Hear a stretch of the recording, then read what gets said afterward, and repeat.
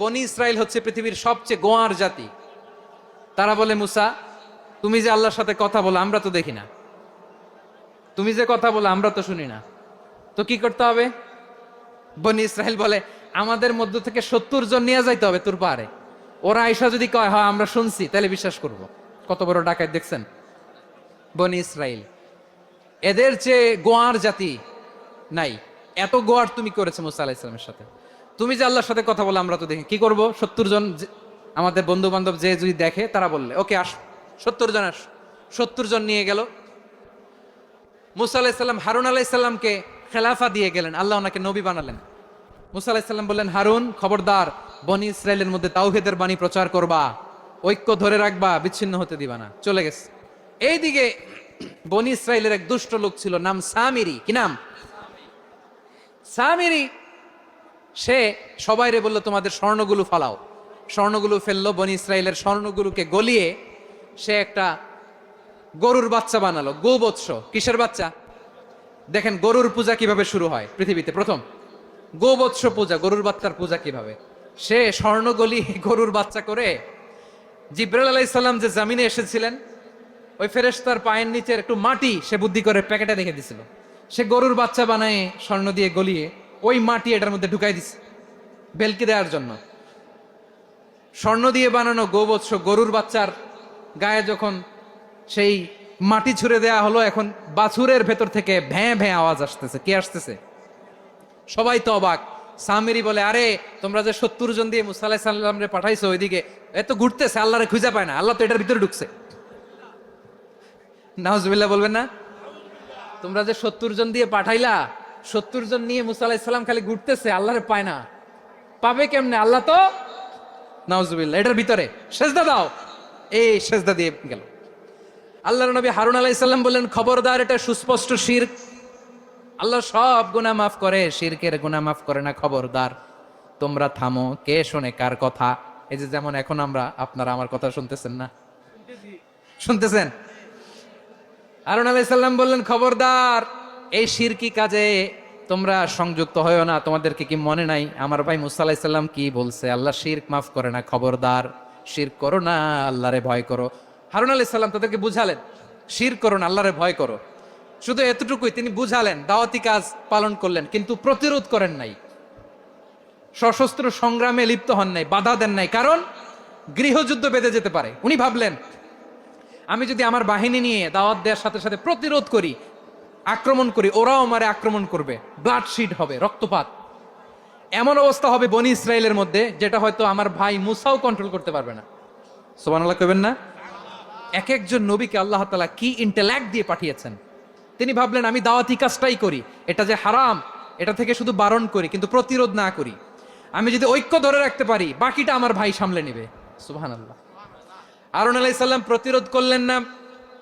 বনি ইসরায়েলের মধ্যে গৃহযুদ্ধ বেঁধে যাওয়ার আশঙ্কায় প্রতিরোধ করলেন না, আক্রমণ করলেন না, শুধু দাওয়াত দিলেন। ইন দা মিন টাইম মুসা আলাইহিস সালাম আল্লাহর সাথে কথা বলে যখন ফিরে আসলেন, দেখলেন বনি ইসরায়েলের অধিকাংশ লোক মুশরিক হয়ে গেছে। মুশরিক হয়ে গেছে। মুসা আলাইহিস সালাম রেগে গেলেন।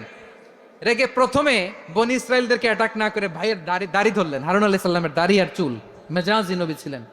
হারুন, তুমি কি করলা? তোমার কি দায়িত্ব দিয়ে গেলাম, তুমি কি করলা? তুমি থাকতে বনি ইসরায়েল কেমন করে শিরকের কাজে নিমজ্জিত হয়ে যায়? সাইয়েদনা হারুন আলাইহিস সালাম বললেন, ইন্নী, কোরআন সাক্ষী, কোরআন থেকে কোট করছি, ইন্নী খাশীতু আন তাকুলা ফাররাকতা বাইনা বনি ইসরাঈলা ওয়া লাম তারকুব কওলি। ও আমার ভাই, আমার দাড়ি ধরবেন না, আমার মারবেন না। আমি ভয় করেছি, আমি ভয় পেয়েছি, না জানি আপনি বলেন তুমি কেন খাশীতু আন তাকুলা ফাররাকতা বাইনা বনি ইসরাঈল। আপনি এসে আমারে যদি বলেন তুমি কেন ঐক্য ধরে রাখলে না, কেন মারামারি হলো, কেন রক্তপাত হলো, তোমার কি এই দায়িত্ব আমি দিয়ে দিয়েছিলাম? আমার কথার দিকে কি তুমি ভ্রুক্ষেপ করো নাই? আমি যে বলছি তাওহীদের বাণী প্রচার করবা আর ঐক্য ধরে রাখবা, আমার কথা কি শোনো নাই? আপনি আমারে ধমকাবেন, এই জন্য আমি প্রতিরোধ করি নাই, আক্রমণ করি নাই। গৃহযুদ্ধ আক্রমণ করি নাই, গৃহযুদ্ধ আটকানোর জন্য কিন্তু আমি দাওয়াত দিয়েছি। সুবহানাল্লাহ পড়েন। ঐক্য ধরে রেখেছেন। মুসা আলাইহিস সালাম মুহূর্তেই সামিরিকে আক্রমণ করলেন, অ্যাটাক করলেন, শাস্তি দিলেন। মুহূর্তেই ওই গোবৎস গরুর বাছুরকে ভেঙে চুড়ে মেসাকার করে সাগরের মধ্যে ভাসিয়ে দিলেন, পুরো বনি ইসরায়েলকে আবার তাওহীদের উপর প্রতিষ্ঠিত করলেন। পড়েন সুবহানাল্লাহ। এই ঘটনা থেকে শিক্ষা কি? শিক্ষা হচ্ছে আপনি শিরকের আড্ডাখানা দেখলেও বৃহৎ স্বার্থে তাওহীদের দাওয়াত দিবেন, প্রয়োজনে আপনি ঐক্য নষ্ট করবেন না। সুবহানাল্লাহ পড়বেন না? তাহলে ঐক্যের গুরুত্ব বেশি না কম বলেন? আওয়াজ করে বলেন। ওয়াতাসিমু বিহাবলিল্লাহি জামিআ, আল্লাহর রশিকে আঁকড়ে ধরো। ওয়ালা তাফাররাকু, তোমরা বিচ্ছিন্ন হইও না। পেকুয়ার ভাইরা আওয়াজ করে বলেন তো আদেশটা কার? এখন বলেন আমাদের ঐক্যবদ্ধ জীবনের দরকার আছে না নাই? এই যে ডক্টর মোহাম্মদ ইউনূস আমাদের লিডার, উনি যে আমাদেরকে জাতীয় ঐক্যের আহ্বান জানিয়েছে, ওনার আহ্বানে আমাদের সাড়া দেওয়ার দরকার আছে না নাই? রাজনীতিবিদদের যে ডাকছে খুশি লাগে নাই আপনার? আলেমদের ডাকছে খুশি লাগে নাই? আলহামদুলিল্লাহ বলবেন না? আলহামদুলিল্লাহ, সবাইকে ডেকেছে, ঐক্যবদ্ধ করেছে। আমরা ঐক্যবদ্ধ থাকতে চাই, আমরা ঐক্যবদ্ধ জীবন চাই, আমরা আর কাদা ছড়াছড়ি করতে চাই না। রাজি আছেন সবাই? এখন আমরা যদি ঐক্য নষ্ট করি আমাদের কি কি সমস্যা, কি ক্ষতি, কি কুফল? অনৈক্যের কুফল কি? কয়েকটা কুফলের কথা বলে শেষ করবো। প্রিয় ভাইরা, what are the drawbacks and disadvantages of division, social and political division in the society, disunity? আমরা যদি বিচ্ছিন্ন হই, একে অপরের যদি মারামারি করি, একজন যদি আরেকজনের কাফের ফতোয়া দেয়, আমাদের কি ক্ষতি? শুনবেন? কথা কয় না, শুনবেন? এক নাম্বার ক্ষতি হচ্ছে আমরা যদি বিচ্ছিন্ন হই আমাদের শক্তি কমে যাবে, আমাদের পাওয়ার আমরা হারাবো। আমাদের কি হারাবো? পাওয়ার। মনে রাখবেন, যখন আমি একা থাকি তখন আমি ব্যক্তি, যখন আমরা সবাই মিলি তখন আমরা শক্তি। যদি পরিস্থিতি কখনো এমনও হয় শিরকের আড্ডাখানা, আপনি ঐক্য প্রতিষ্ঠার জন্য, ঐক্য রক্ষার জন্য তাও শুধু তাওহীদের দাওয়াত দিবেন, ওইখানে আক্রমণ করবেন না। এটা কোরআনের নীতি। কথা বুঝতে পেরেছেন? সামনে শিরকের কি? কথা কয় না, শিরকের কি? আড্ডাখানা, আখড়া। কিন্তু ঐক্য বজায় রাখার জন্য, গৃহযুদ্ধ এড়ানোর জন্য আপনি শুধু এটা যে শিরক, এটা হারাম, এটা থেকে তোমরা বেঁচে থাকো, শুধু দাওয়াত দিবেন, আপনি আক্রমণ করবেন না। এটা কোরআনের বিধান। সুবহানাল্লাহ কইবেন না? তো এই চমৎকার ঘটনাগুলো আপনারা শোনাইতে পারবো এরকম বিশৃঙ্খলা করলে?